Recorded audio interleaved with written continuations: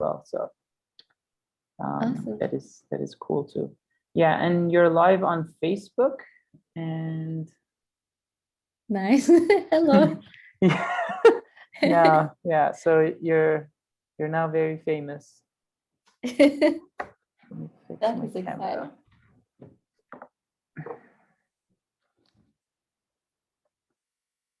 Okay. I'm just going to mute myself, so relax, and in about maybe 4 or 5 minutes, we'll start. Great. Thank you. All right. Thank you.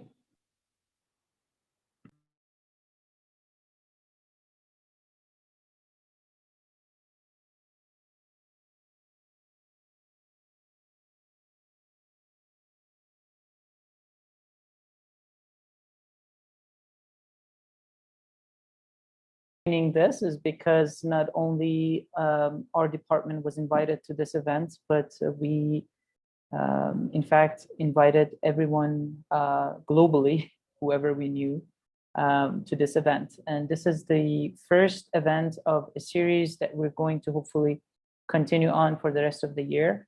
At the beginning of every month, we are going to have a journal club. We're going to invite an author of a prestigious journal, prestigious article, to come and explain their work. And we begin with Dr. Mustafaoglu, Nur Mustafaoglu. So she's now in Turkey. So she did a bachelor in molecular biology and genetics in Istanbul Technical University. She then continued physics engineering in Istanbul as well, and then nanoscience and nanoengineering, a master of nanoscience and nanoengineering at the same university. Then she moved away and did a PhD in biomedical engineering at the University of Notre Dame, and a postdoc at Harvard University. She has finished her postdoc, and she's now a faculty member at Sabanci University. We're very happy to have her here. And in fact, she was telling me that the image that you see behind her is the campus, is the Sabanci campus that she is residing in at the moment. All right, Nur, thank you so much for accepting our invitation, and the floor is yours. Take it away. By the way, if you have any questions, please write it in the chat box. So later on we can, so she's going to explain her work for about 30-45 minutes. And then later on, we have about 10-15 minutes to discuss about her work. And if you have any questions that you feel that you can't really express it in English, you can write it down in Farsi, and I'll translate that as soon as I receive it. All right, enjoy. Thank you so much, Nasrullah, for very nice introduction. I'm honored with that, actually. So let me start sharing with my slides.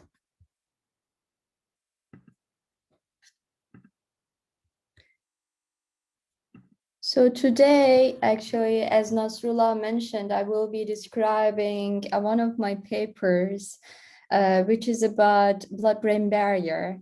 And actually, I'm trying to provide some of the answers, or actually like a way for the answering the questions, how we can cross the blood-brain barrier using a human-based blood-brain barrier organ-on-a-chip model. So Nasrullah mentioned about my background pretty nicely, and I actually would like to emphasize this just because my background also involves my seeing these technologies as well. So I started I did my bachelor degree in molecular biology and genetics at Istanbul Technical University. And I was curious actually about small particles, nanoparticles, the life at the bottom actually. And then I also did a double major with physics engineering in the same university. And my curiosity on that area increased a little bit. Then I moved, I also did my master degree in nanoscience and nanoengineering, where I was introduced in more chemical engineering, material sciences, how actually nanoscience involved in different fields, and what is its application. Since my background was on molecular biology, I was like interested in like how nanobiotechnology is involved in that field. Then I received a Fulbright scholarship and moved to America, and I did my PhD in bioengineering, and most of my PhD work was on biosensing applications. Basically, it involved immobilization technologies on surfaces to increase the sensitivity of the detection systems. And as a side project, I got involved in one of the cancer project, which was delivering drugs across the blood-brain barrier to cure breast cancer metastasis. And that project, I was actually developing some small nanoparticles, liposomal formulations, and basically it just got my attention. And then and I realized actually my nanoparticles for spine, but the project that the models that I was using was not great. And I found a gap, a knowledge gap, a technological gap in there, and I moved to Harvard University to carry on my PhD side project as my main project, and joined to Dr. Ingber's organ-on-a-chip group at Wyss Institute, and learned the microfluidic devices and developed a blood-brain barrier model there. And today, actually, I will be describing my findings from that project. And recently, I moved to Sabancı University. Currently, I'm actually building up my own lab, working on and expanding the applications of these blood-brain barrier on a chip models. So let's start with a little bit of introduction about the blood-brain barrier, what it is and how it is involved in drug delivery purposes, pros and cons. So actually the finding on the blood-brain barrier, the discovery of the blood-brain barriers is a little bit of serendipity moment, as majority of the big discoveries in science.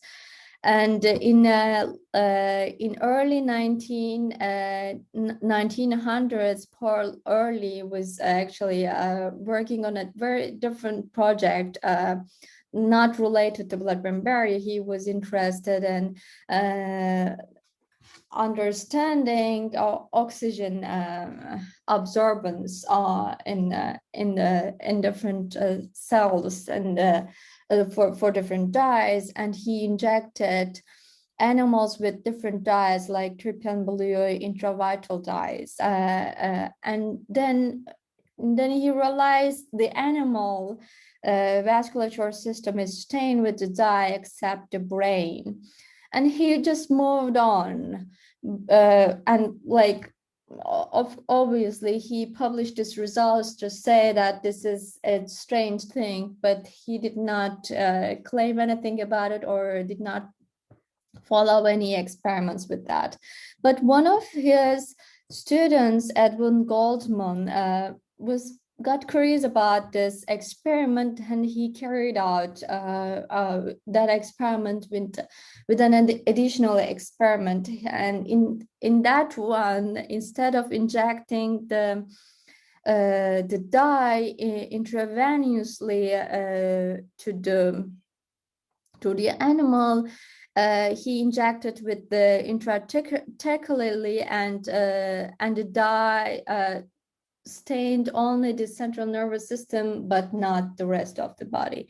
And then when the first ideas came into to the scientific field, there may be a barrier between the blood and the brain, and the distribution of the dyes is not possible between them.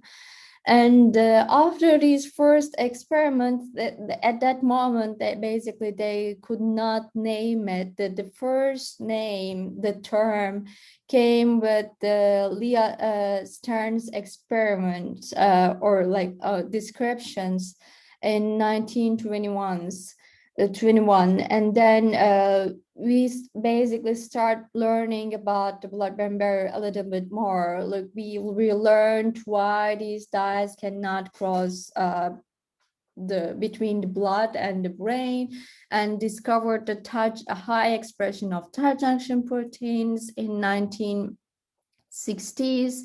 And then we started isolation of the brain capillaries at the late 900s again. And basically, by the development of the higher improvements in the cell culture systems and the omic technology, so we can learn a little bit more about their protein profiles. And in the recent developments in the imaging technologies, actually, we can learn more about their cellular and molecular atlases and their transcription profiles. And yes, we learned quite a lot in last 100 years about the blood-brain barrier models, but still, or blood-brain barrier phenomena in humans and animals and higher complex organisms, but still we don't know much of the things, and we have a very far way to go in that field. So, but just to give you a little bit of its structure, we can mention that the pinkish cells here are the brain endothelial cells. They are the responsible ones to forming the blood-brain barrier. Basically, these endothelial cells are specified in the brain region, and they are expressing very high levels of the tight junction and dairy junction proteins, as well as efflux proteins, and they are surrounded by the pericytes. And they have a connection with the astrocytes and fits. So the astrocytes are basically connecting with the endothelial cells and the neurons on the brain and the other cell types in the brain side. And this is actually, if you can see on the right top corner, the brain capillaries are quite large, and they are tangled. And there are about 100 billion capillaries in a human brain. And if you would like to open up this network, basically it is about 650 kilometer, and the surface area of it is about 20-30 meters square, which is like almost a studio apartment. If you think about it, it's quite large area. So what is important for the blood-brain barriers is actually, if you look at the cross section of these image, if you cut it from here, we will be seeing the lumen, and it is surrounded by an endothelial cell, and these endothelial cells are connected with each other with tight junctions and dairy junctions, and it has a basal lamina around it. And there are more microglial cells, astrocytes, foods, and there are parasites surrounded them. It's actually a quite complex environment, and there are lots of other proteins, specific proteins expressed on the endothelial cells as well that make this environment a little bit more tight barrier formation, both chemically, physically, and immunologically, to allow only the ingredients or metabolomides that are necessary for the brain or that are need to be cleared from the brain, but not the other ones. And it is very complex and dynamic environment. We cannot say the blood-brain barrier formation or the tightness of the blood-brain barrier is homogeneous throughout the brain. It is different in different regions on the brain. And that formation basically evolutionarily conserved and helps the humans or other complex organisms, which has majority of the mammalians or has the blood-brain barrier formation in a level, and they regulate the entry on of the blood-borne molecules into the brain, this system, and the preserves ionic homeostasis within the brain environment. So basically, we can see from that perspective, the blood-brain barrier really protects the brain. So there is nothing wrong with it, and it is a beautiful functional, or we can even say consider it as an organelle and interface between blood and the brain. However, if we think about it in another perspective, if we imagine you have a disease or a disease formation inside the brain, these formation, the blood-brain barrier formation restricts many of the drugs. Many of the hydrophobic drugs, they are bigger than 400 Dalton, which is quite small, cannot cross this barrier, which basically becomes a challenging perspective because this is about over 98% of small molecules. Even though they are they can be a treatment for many diseases in the brain, they cannot reach in effective concentrations to the brain side, then they cannot basically we cannot cure the brain diseases because of that reason.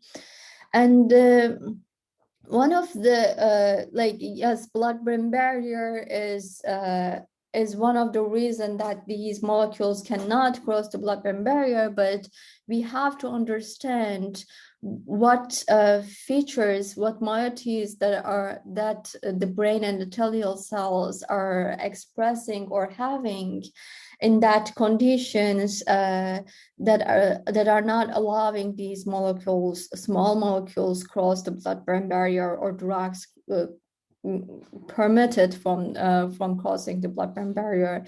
Basically, we can say that most of the efflux proteins are expressed in that brain endothelial cells. One of them is P-glycoprotein and BRCA. The other one is some papers are explaining the BRCA is expressed actually in humans higher than the PGP, and the PGP is expressed in mouse models higher than the BRCA, that we are trying to understand the differences between the organisms as well. So this is basically the blood-brain barriers, nice, beautiful, protective feature, and somehow restrictive phenomena of it. So, of course, there are some ways to cross the blood-brain barrier, otherwise we will not be able to have nutrition or other molecules, amino acids, water, glucose in our brain. So there are some pathways to cross the blood-brain barrier. This is a famous schematic you can find in almost in every review paper about blood-brain barrier. This is the one, I think, one of the original ones from the John Abbott's paper, actually.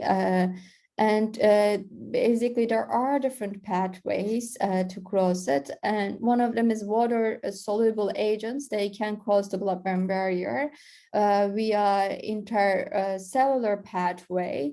And if we have like lipid-soluble agents, they may cross the blood-brain barrier via the cells, or there are some transport proteins to cross the glucose, amino acid nucleosides, or other cyclosporins A, vinca alkaloids. They can specifically target these transport proteins to be able to penetrate through the blood-brain barrier. And there are also, if the molecules are highly positively charged, like albumin or other plasma proteins, they may be interacted with the negatively charged cellular membranes and be encapsulated and cross the blood-brain barrier. And the last one that I would like to mention is the receptor-mediated transcytosis, because in that one, the proteins like insulin or transferrin, they may bind to a receptor that is expressed on the brain endothelial cells, and that receptor helps these proteins to be encapsulated together, carried over, and leave it on the other side, and it is a recycled process as well. The reason that I'm highlighting these receptor-mediated transcytosis, because in all the other pathways, it is also these pathways involved in every other cells in the body. And if you have a charged protein, that probably that protein will be encapsulated and be basically endocytosed in other cell lines before it reaches to the brain site. However, with the receptor-mediated transcytosis, if we can identify the receptors that are expressed on the brain endothelial cells more than the other endothelial cells, that these proteins will be exposed during the blood circulation, then that may be a potential way to cross the blood-brain barrier and deliver drugs in an enhanced levels out to the brain. Of course, insulin and transferrin, those are the ones that are mostly studied proteins to deliver drugs to the blood-brain barrier, through the blood-brain barrier.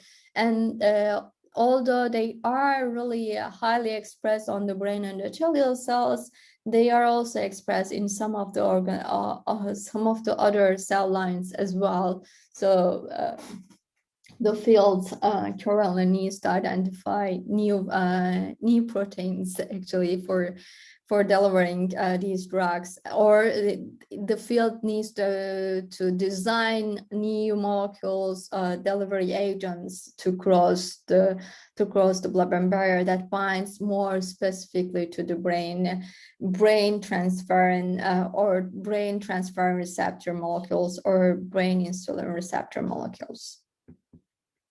Of course, there are many other transporter molecules as well. Those are basically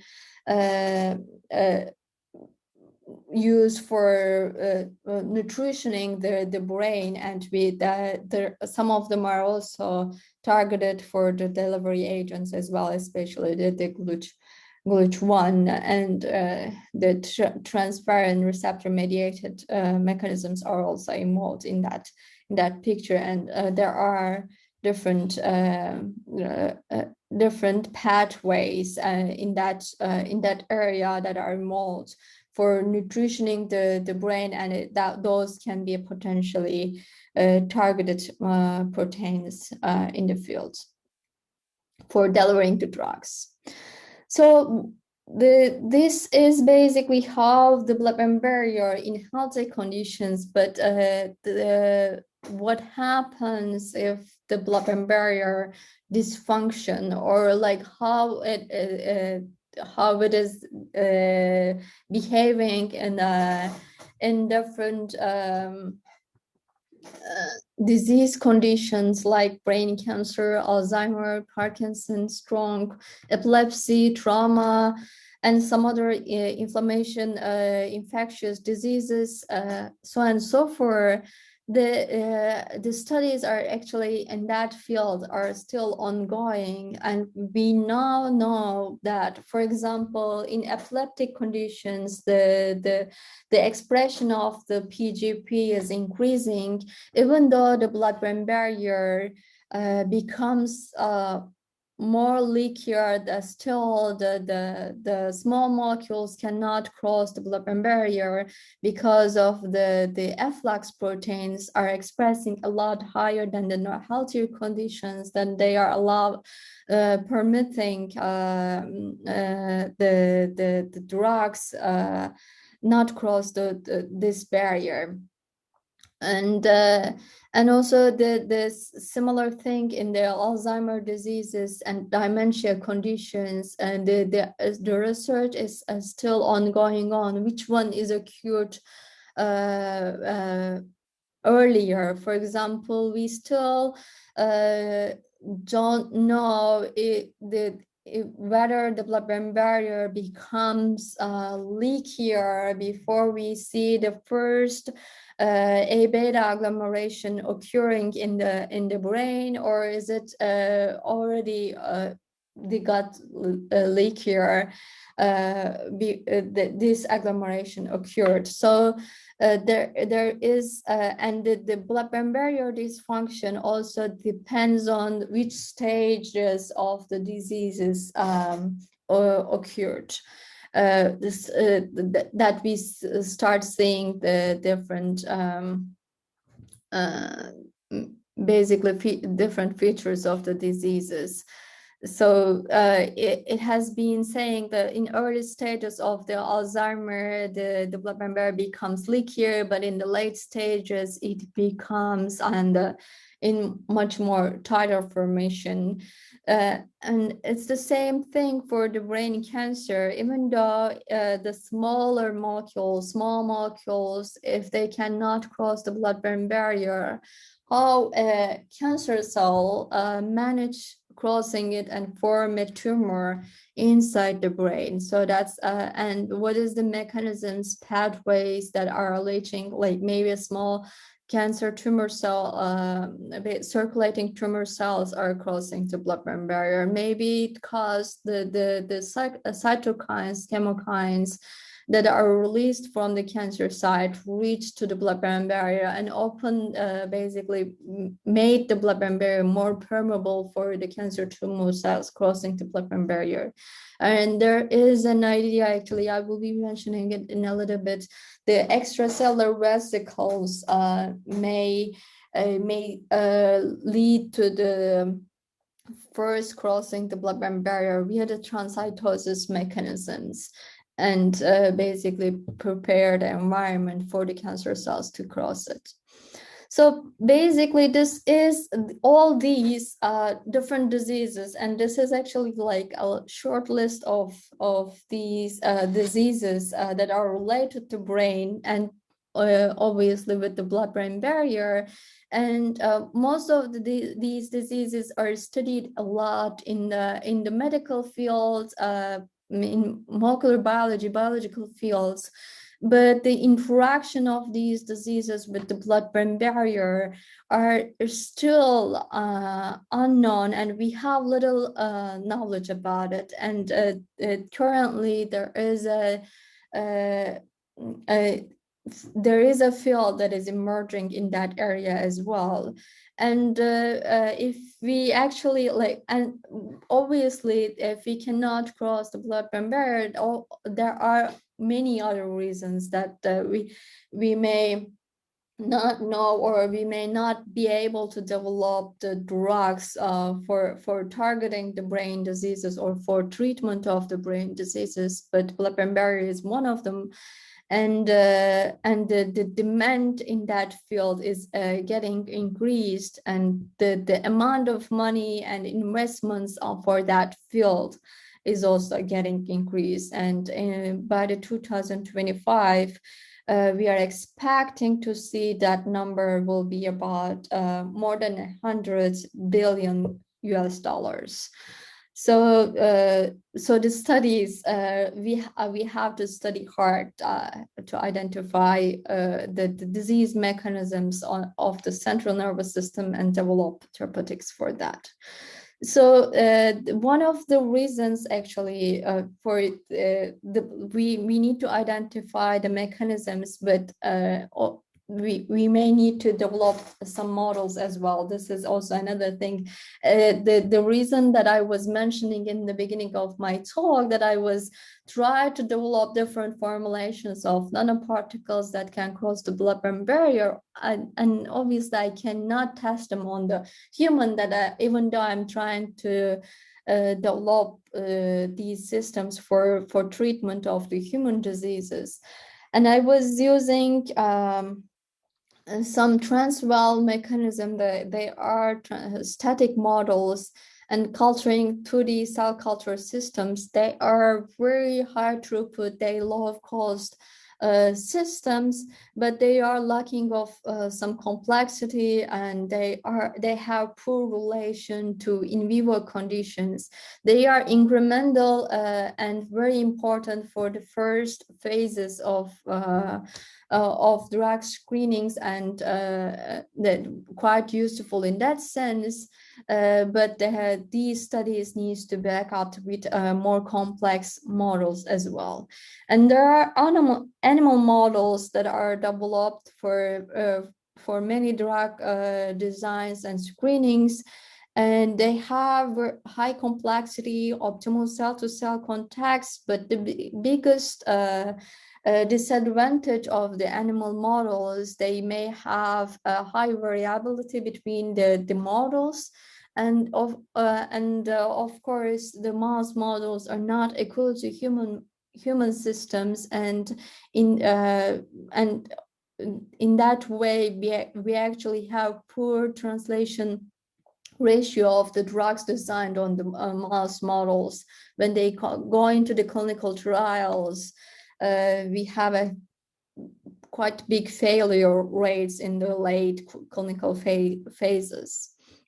trial phases, basically. And organoid models are actually recent technologies that are emerged in the last 10 years. They are self-organizing, they provide optimal cell-to-cell contacts, and they can be transplanted into different models. Those models are amazing for many molecular and cellular researchers, but there are some questions, or they may not be valuable for the drug screening experiments, because visualization of them are quite hard. The quantification of the barrier functions are also quite hard, and these models are forming basically a 3D structures. It is hard to reach the inside of the organisms or organoids, sorry, and it becomes hard to screen different drugs in that models. On the other hand, microfluidic systems also can be used for the blood-brain barrier model, as a blood-brain barrier model to screen the drugs, and they form optimal barrier function. They have a high content and easy effluent sampling, so it is easy to reach both brain side and the blood side of the model.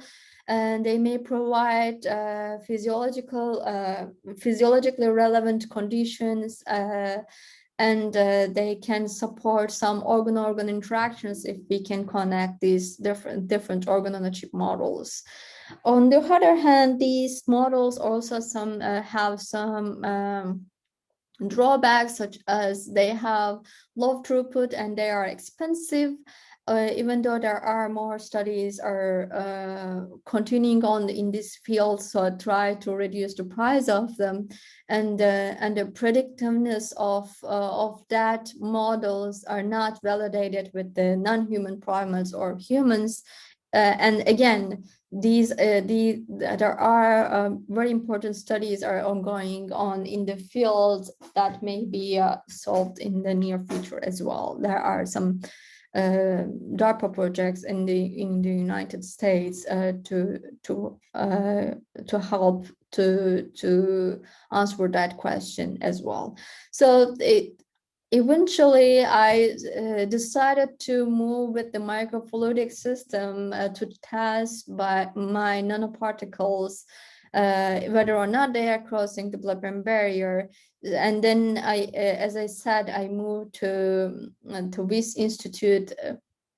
Dr. Ingber's group, they are a big expertise in that area. In his group, they have very different organ models.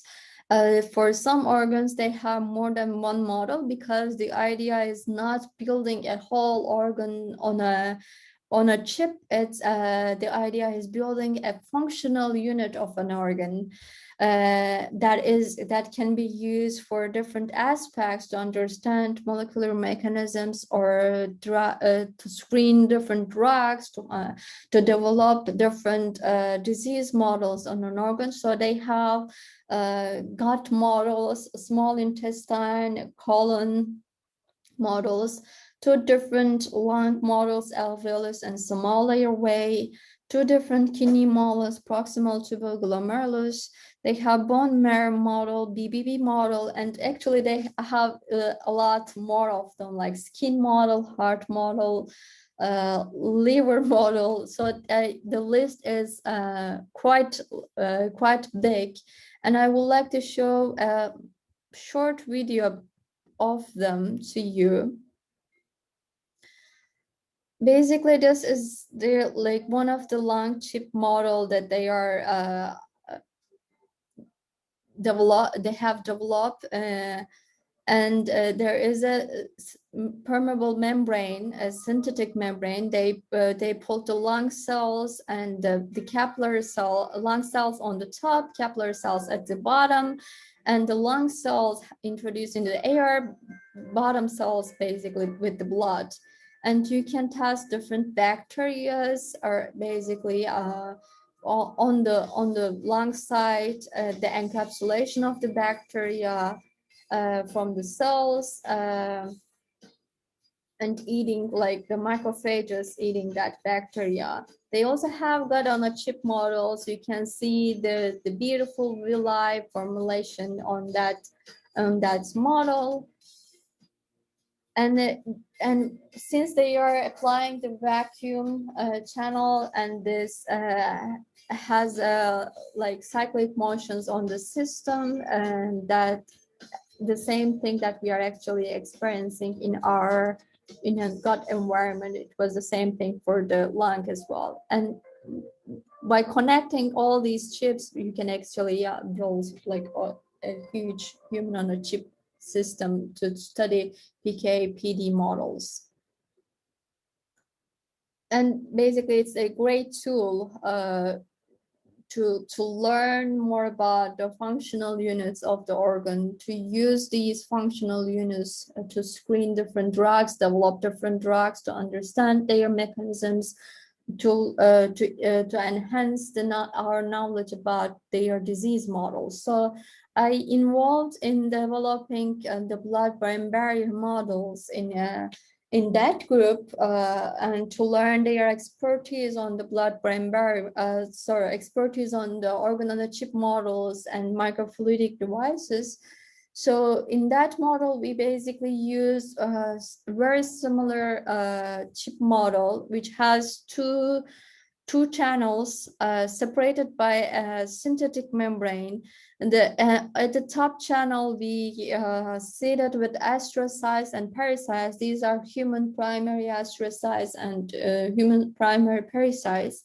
At the bottom channel, we seeded all four sites with the iPSC-derived induced pluripotent stem cell-derived brain endothelial cells.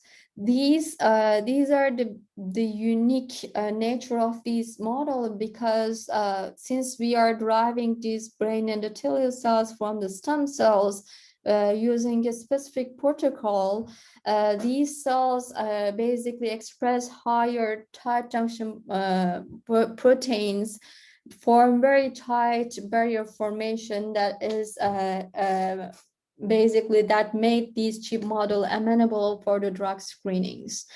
So what we use differently than the other protocols in the literature for differentiating the stem cells, basically we used hypoxic environment, mimicking the embryological developmental conditions for differentiating the cells. So in the embryological environment, the cells are actually exposed lower oxygen environment, and when they are differentiating and developing the brain endothelials. So we try to recapitulate that environment in that differentiation protocol.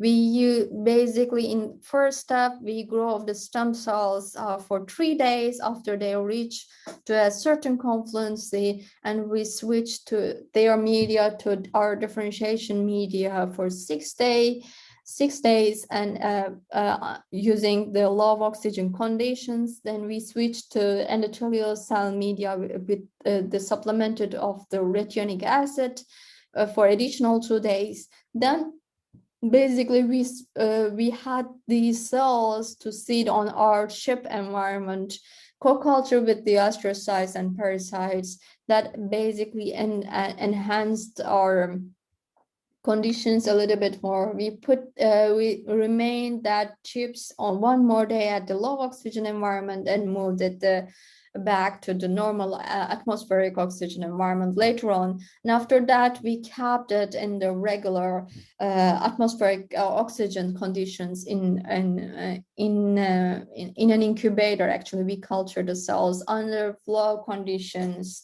co-cultured in the chips.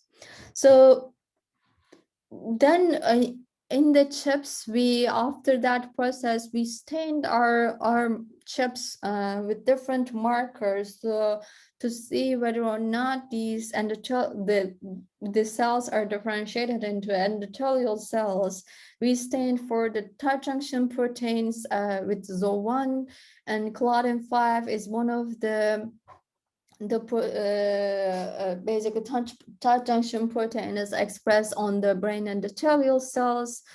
PKM1 is an endothelial cell marker, GLUT1 is a transporter marker, and PGP an efflux marker. And we can say that the differentiation of these cells are completed at that stage, and we can actually see the adherent junction formations and tight junction formations with the electron microscopic images as well. And this was consistent throughout the chip. So we can see a beautiful tight barrier formation in all the way on the channels.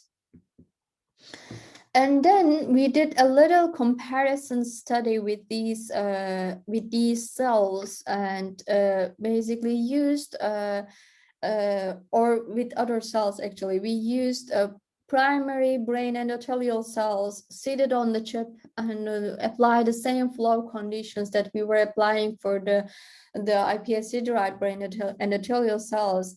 And as we were expecting, the primary brain endothelial cells, they don't form tight barrier formation when after they isolated from the organism. And basically we could not see any tight barrier formation with these cells. And then we tested our iPSC-derived brain endothelial cells co-cultured with the astrocytes and pericytes on static conditions. We used the Transwell models and checked for their barrier formation. And in the beginning, actually, we saw very high barrier formation. But then if we keep culturing them for for up to 15 days, since we are not applying constant flow conditions, recapitulating the physiological shear stress and flow, the barrier integrity dropped over time. And when we see these cells, iPSC-derived brain endothelial cells, primary astrocytes and pericytes on the BBB chip, basically we use this homemade specific chip to measure the impedance of these cells to identify their barrier integrity. And we were able to maintain this high barrier tightness over 15 days. And that is actually these results was like 20-fold better than the best of the best published primary BBB chips. And these are basically it was the first time that we can maintain this model over 2 weeks. And for drug screening experiments, actually 2 weeks is more than enough. And then since we saw that we can express the specific biomarkers with these cells, we can get very tight barrier formation. What about their function? Are they functioning the same as the in vivo conditions? And then we tested efflux transporters functions of these cells. And basically for that one, we used substrates, rhodamine DOC2s and stelopram that are known. These are the small molecules that are known to be substrate for the PGP, like P-glycoprotein. And since they are substrate, then they cannot cross the blood-brain barrier. So you can see they cannot cross it. And once we add an inhibitor to the system, basically we are inhibiting the PGP proteins action, then they start crossing the blood-brain barrier, and we can see that in our chip model as well. And we actually did repeat this experiment using the BBB Transwell model, using exact same cells, but not on the flow conditions, on the static conditions. And it is basically we cannot observe their transition of these small molecules. There is a little trend you can see, but these the differences are not significant. So that actually gives us the important conclusion here is actually the cells are quite important. What we are trying to achieve with the differentiation of the unique differentiation protocols, but the culture conditions and applying the physiologically relevant flow and shear stress conditions are also quite important. That is the one actually recapitulate the in vivo conditions. And in this model, actually, we were the first time show that the stelopram is a PGP substrate using an in vitro model, and that was published in the previously using in vivo systems like animal models, but it was not properly recapitulated with an in vitro model before, and this is the first model that recapitulate that in vivo condition in an in vitro system. So then Okay, with this one, actually, we identified that these cells are also functioning. This model is actually functioning as in the in vivo. Then the question is, okay, can we use this model to screen different drugs? Can we develop different drugs to cross the blood-brain barrier? Then the next experiment was, can we recapitulate delivery of the large therapeutics like antibodies into the brain with clinically used models, methods. And that for that, we collaborated with medical doctors in Brigham Women Hospital and Boston Children's Hospital, and they provided us an antibody, a therapeutic antibody, cetuximab, and we conducted some experiments with them. And basically, we first initially checked the barrier integrity and set up our baseline. And then we introduced an hypertonic solution to open up the blood-brain barrier. And for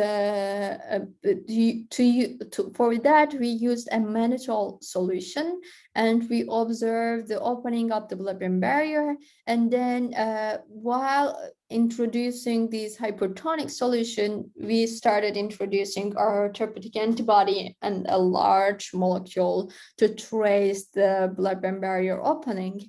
And then we observed the blood-brain barrier opening with the impedance measurements, as well as these large molecule and cetuximab transition from blood channel to the brain channel of the BBB chip.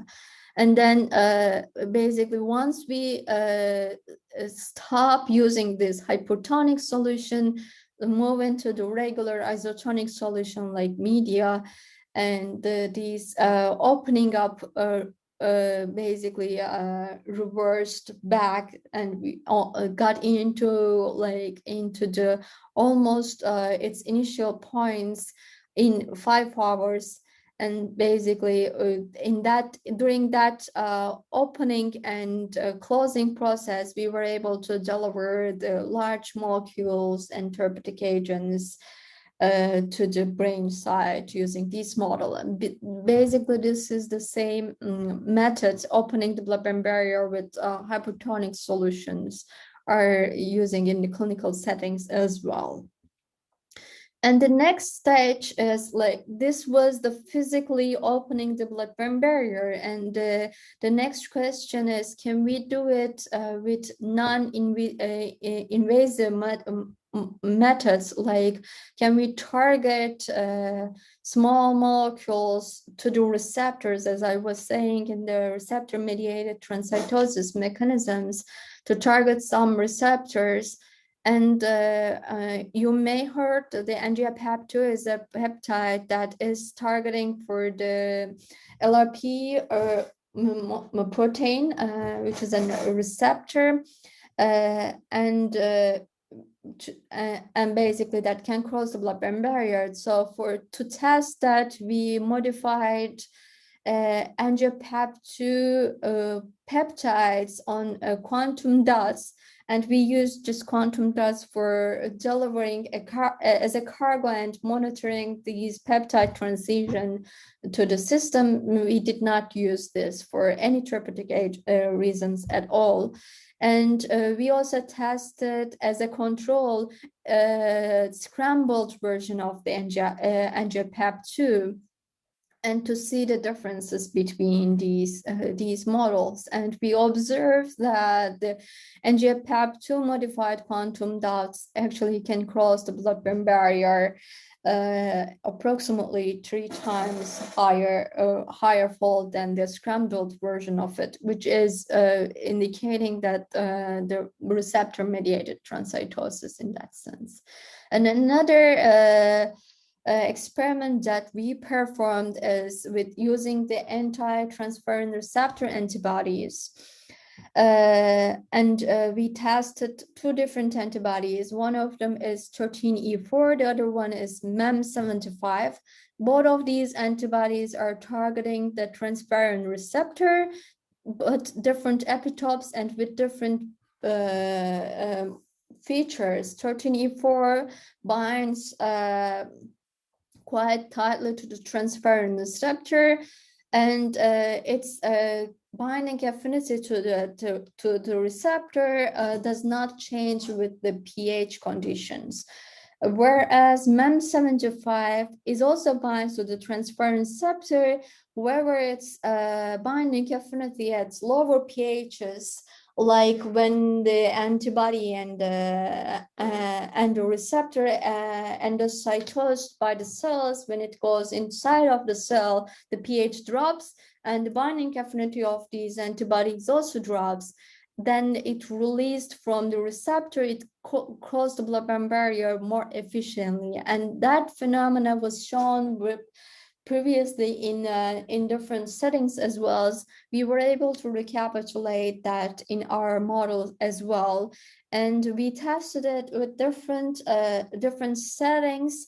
When we differentiate the cells in different conditions like normoxia, we don't use any hypoxic conditions when we were differentiating the cells.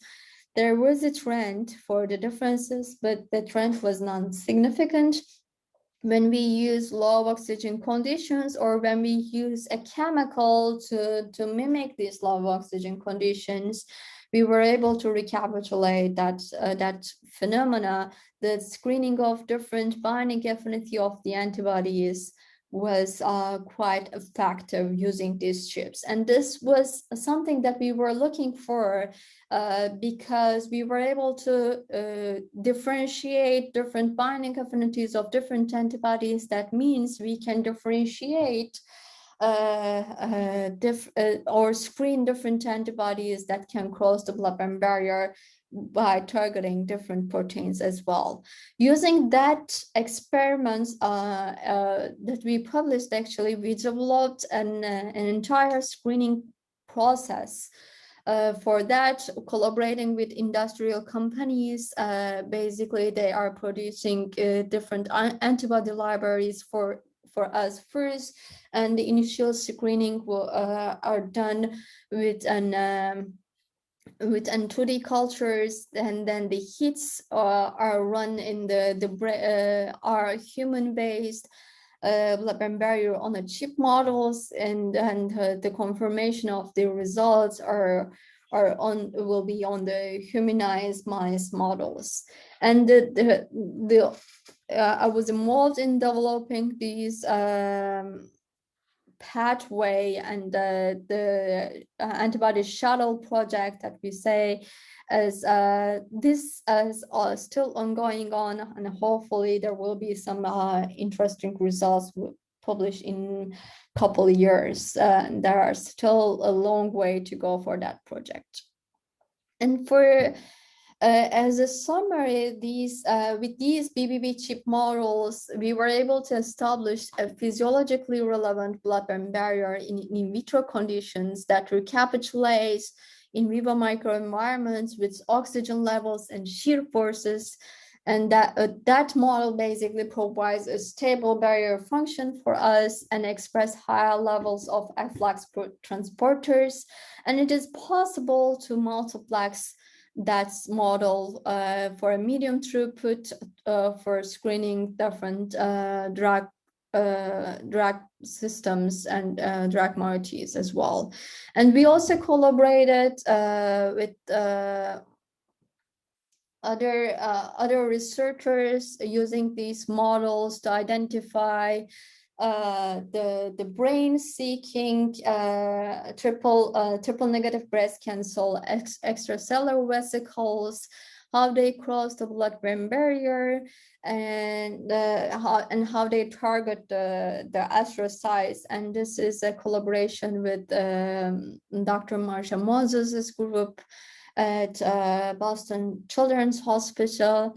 And with that system, we actually observe the brain-seeking extracellular vesicles are actually crossing the blood-brain barrier using transcytosis mechanisms and without disrupting the blood-brain barrier. And there are still, we don't know which protein that are targeting for, but this is there are some follow-up projects are going on in that field, but this is the first study that we actually validified our model with consistent results that are obtained from zebrafish, mouse, and human cell-based assays.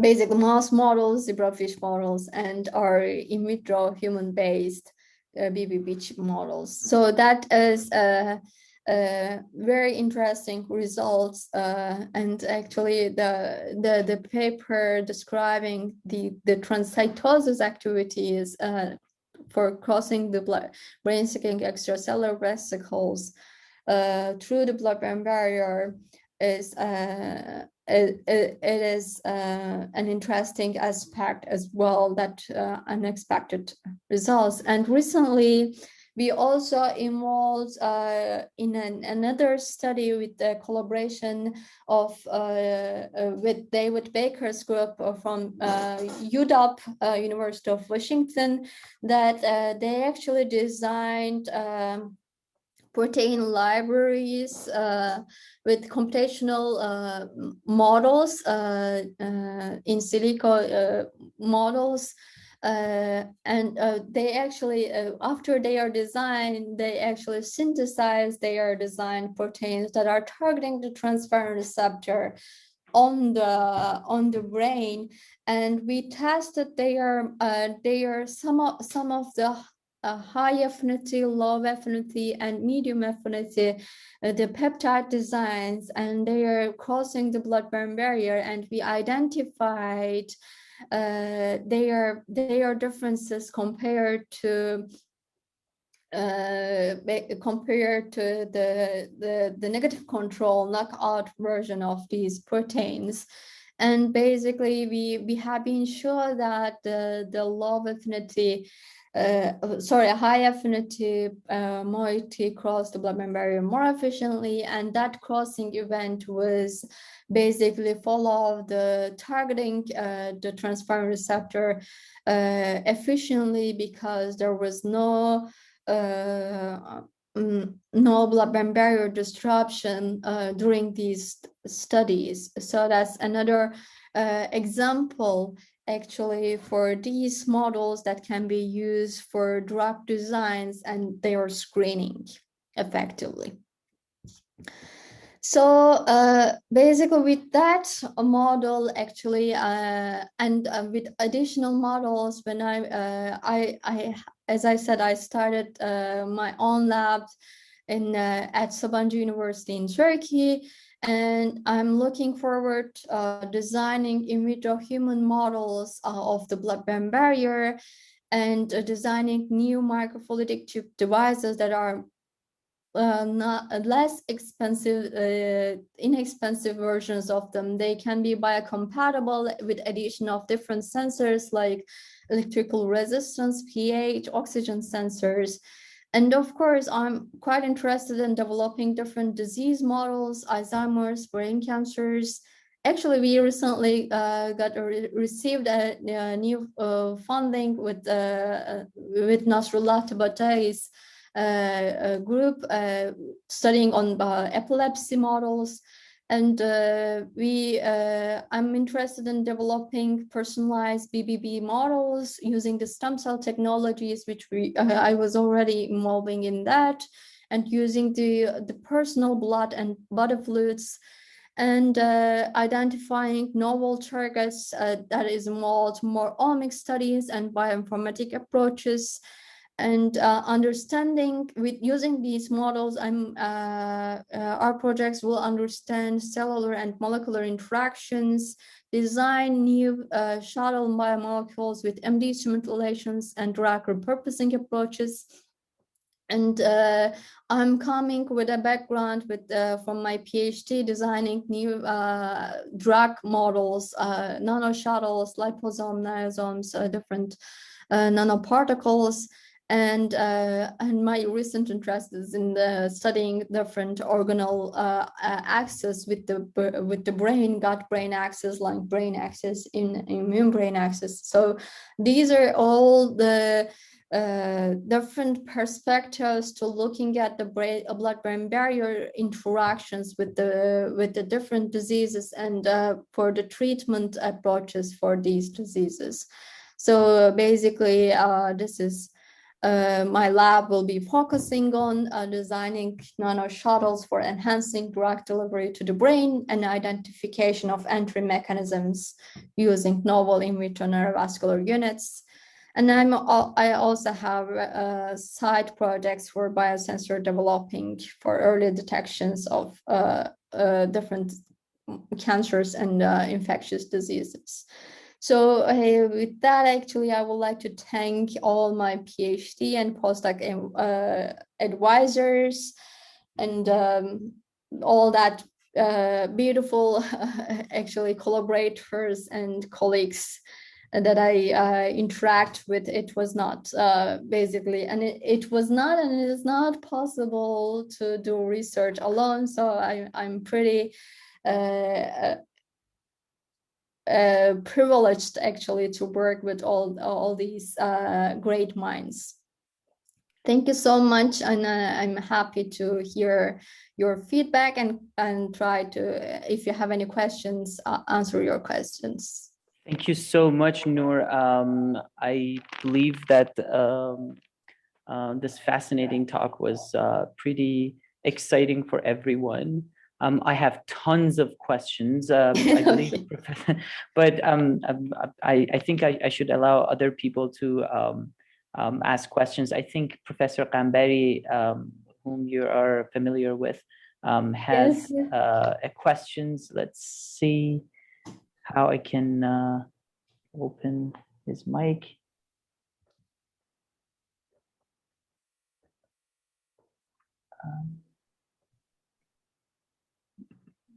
Professor, are you able to open your own mic or not? Okay, your mic is on now, I think. Okay. Hi, Nur. How are you? Thank you very much. It was thank you so much. It's great to hear you. Yes, yes. It was very great talk, I have to say. Very comprehensive and knowledgeable talk. And I was expecting that from you. Based on our various communication. So it was very nice piece of work that you presented. And as you know, our group also started to do some work on that, and we were seeking your collaboration. I don't know, have you managed to equip your lab still or not yet? So actually, I have I am in the process. I can definitely say that I have some students working with me, and we are starting getting some cells and up and running. Hopefully, in the midsummer, we will be fully functional. Okay, great. Okay, just having a scientific question. You know, some problems with working with chips are that keeping the cells alive in a very tiny environment is quite difficult sometimes. And I'm sure you've done lots of work on surface modification as well, because sticking the cells on just normal chip also is challenging. My question was that first of all, how you managed to do surface modification and what kind of modification technique you used. And the second question is how long it takes to reach a confluent layer of endothelial cells in a chip. I mean, how many days you're expecting that you have a confluent layer? Mm-hmm. And how you validate your model? How you manage to validate that this blood-brain barrier model is working properly? On the same note, Nur, how did you manage to carpet the cells on the other side of the chip? You know what I mean? So like on one side, definitely you can grow your cells, but on the other side, the other way around, how do you manage to stick your cells on the ceiling, say the least? Yeah. So first of all, we were using the chips from Emulate, the company basically producing the chips, and we also use some in-house made chips that are exactly the same as the Emulates. Those are PDMS chips, and with the polyethylene PET membranes. And we activated that membranes with sulfosampa, so make these membrane and the PDMS, the channels, basically to coat it with the proteins ECM coating. And for this specific model, we used collagen 4 and fibronectin coating. And that is actually pretty well described in the paper. If you are interested, and I can also send you the protocols. That basically that was the initial process to prepare the chips before cell seeding. And then we seed the cells for this specific model. We seed the astrocytes and the pericytes first to the top channel. So because that's by gravity, it's easy to seed them like that. And then basically once they form a monolayer and attach to the membrane, that takes quite a short time, like 1-2 hours, they are attached to the membrane. Then we see the endothelial cells at the bottom channel, and in that sense we basically flip the chip and make sure the endothelials are attaching to the bottom side of the membrane, and then we flipped it back, then the rest of the cells are attaching to the other sides of the walls and the bottom channel as well. And for the endothelial cells, actually we are seeding quite excess amount of cells to the small microchannel, and make sure that in the first shot actually they are building the confluence, so like 100% confluency, and thereby basically by the next day when we watch the excess amount of the cells, they are pretty much confluent, and they are ready for testing different drug experiments as well. So we culture them a few days under flow conditions to make sure that they are compensate each other under co-culture conditions. But when we were sitting, they are already confluent. So it does not, so we don't wait actually until they reach a confluency. We only wait for them to, under flow conditions, they actually express and maintain basically more like more physiological protein levels. So that's one thing. For the validation, basically we do a lot of staining on these chips, and we do this efflux or some transferrin antibody, the transcytosis experiments as well. So that is our validation for us, for the cells are functioning. I hope that answers the questions. If I'm missing some parts, please let me know so I can try to emphasize.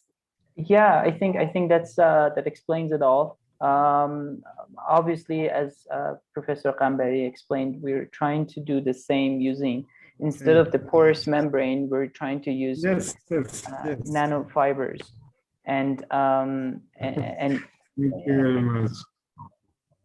Yeah, and so but we have difficulty sticking the cells and having them stay at a place.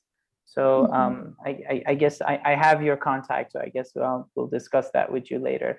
Of course. Yeah. I wonder if there's any other questions among our participants. So someone is asking, I think it's Hura, can we replace Huvac instead of brain endothelial cells? Well, you can, but as I said, and also I showed a slide with the primary and even like primary brain endothelial cells, they don't form barrier formation at all. So with Huvacs, you will not be able to have tight barrier formation. Then you will face with a difficulty. Like it actually depends on what your question is. If you are looking for trying to build a model for screening drugs, then your drugs will diffuse through it, and then you will not be able to know which one is right, because all of them will diffuse without any specificity. And basically that was the problem that I was facing when I was doing my PhD. And Huvacs are not brain endothelial cells. They are not specific to brain. Yeah, but basically what we're trying to do is to see if we can get the cells on the chip at first. In that case, actually, they are a cheaper version of it, so it totally makes sense. So the next question is, how many days after seeding? So you already explained that. So within a couple hours, you had your cells situated in the cell in the chip, and then the next day you could actually run your tests, right? That's what you said? There is another question by Dr. Ashrafi. I think if the moderator can give this participant access to microphone. Thank you very much. I think it's the fourth participant in the list. Also, someone else is asking, could we have an animal model if the ALS for I guess it means for the ALS disease, of the ALS disease? Is there an animal model for ALS? Do you know? Well, I don't work with ALS or with the animal models. I'm not familiar with it, but I think there is. It can be easily found by like a short search, I guess. Yeah. But I don't have it. All right. Can the moderator please give Dr. Ashrafi access, because he or she has a question. It's the third in our participant list. Khanum Sadiqi. Yes. Can you give Dr. Ashrafi, third in the list, access to microphone, please? I don't know how this works. Okay. Thank you.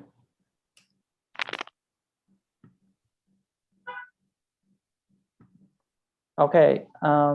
Yeah, you have access now. Go ahead. Could you hear me? Yeah. Okay. Thank you, Dr. Nur, for nice presentation, nice presentation and informative presentation. Thank you, Dr. Tabataboy and the other friends in University of Tehran for this good opportunity for us. Actually, my question related to how we could change this microfluidic system for making the model for investigation. Insulin oral delivery system exactly, is it possible, or my means that just you need change the cell source, or the structure should be changed too? So if you are interested in insulin for crossing the blood-brain barrier, you don't have to change anything actually. You can just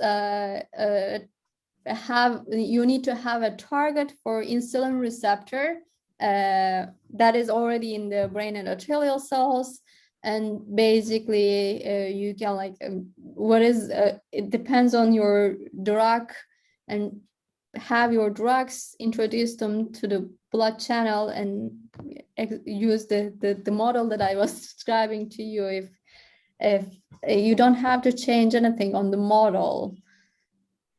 I know one means actually I saw in the literature that the other people use this type of microfluidic system for modeling the gut condition or respiratory system. But at the first, in apparently there was two channel, one top, one in bottom, and there was a porous membrane between them, and the only things that was different for different diseases was the source of the cells exactly. Yeah. Well, as I said, if you're interested in delivering a drug for targeting the insulin receptor to the brain, you don't have to change anything from the model that I was describing today. But if you are interested in affecting of insulin or like insulin receptor targeting drugs in the gut, then obviously you have to change just the cells. And actually I was showing the video and giving the examples of these models here. Basically, for the gut, you can build different different models if you're interested, like different types of gut models. If you're interested in small intestine part, then you have to put small intestine specific endothelial and epithelial cells. Sometimes you have to put some fibroblasts as well. And if you're interested in colon, then you have to put some colon endothelial and epithelial cells for blood and the colon sites respectively, basically. And then you will, and you can use exactly chip design to do that. Okay, thank you so much. All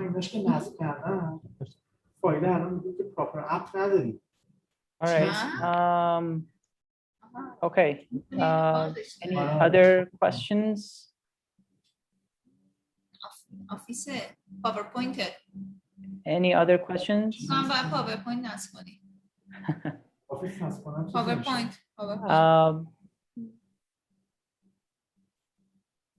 Yeah. So, any other questions? You guys have your شما میکروفونتون روشنه، فکر کنم هر کی هستش که راجع به آفیس پاورپوینت داره صحبت میکنه. Sorry, Dr. Tabatabai, I'm so sorry. Yeah. All right. So any other questions? I think there is one in the chat. Oh yeah, it's Hura again. She's basically asking, I know exactly what she's referring to. So what she's doing right now is trying to seed her cells inside the channel, and as she's feeding the channel with the cells and the culture medium, what she's observing is that the cells do not reside on the membrane, and rather they move along the fluid and leave towards the exit ports, and they actually accumulate in the outlets. She's used a pump. She's used just a single tube to keep the cells inside. But what she's observing is that the cells do not stay on the membrane, but they rather leave with the fluid. So I guess she's asking how you, so this resonates with my question, how is it that we can force the cells to sit on the membrane instead of leaving as soon as they arrive? Okay, so actually, did she coat the membrane with any ECM, collagen, fibronectin, or? I think at a point she injects a collagen into the channel. That helps actually. The other thing is she can actually block the outlets with a pipette tip, and basically just blocking the outlets and just introduce one side, the cells from one side, and leave the tip there, and there is no flow until the cells reside on the membrane. I think I think maybe if you don't mind, we can maybe have a little discussion later on after this. Of course, and we go over the design and see how we're doing this and what can be done to improve the technique. Of course, yes. All right. Okay. Any other questions? I think that's it for now. Dr. Ashrafi, Dr. Nur, do you have any slides in your presentation that show the process and steps of synthesis of this chip? I think is it explained in your article, or it is explained in the article, and there are also other articles that are just explaining the microfabrication of the chips. And if Dr. Ashrafi is interested, and I can forward those articles to him. Yeah. Okay, good, great. All right, it's 4:30 here in Tehran. I don't know what time it is. I think it's 3 o'clock or 3:30 maybe in Turkey. I don't know, 3 o'clock, yes. Yeah, 3 o'clock. Okay, thank you so much for accepting this invitation. It was delightful. I think a lot of people use this presentation to understand a lot about blood-brain barrier. It was fascinating, and it is still fascinating what you've done in bringing the industry at the end of your project into the research. It's something that we all wish for. All right, without any further dues, I'll ask everyone to leave, and hopefully we'll meet you again sometime. Thank you so much. Thank you so much for inviting me. All right. Hope you all have a great day and great week. Thank you. Stay safe, everyone. Bye. Bye.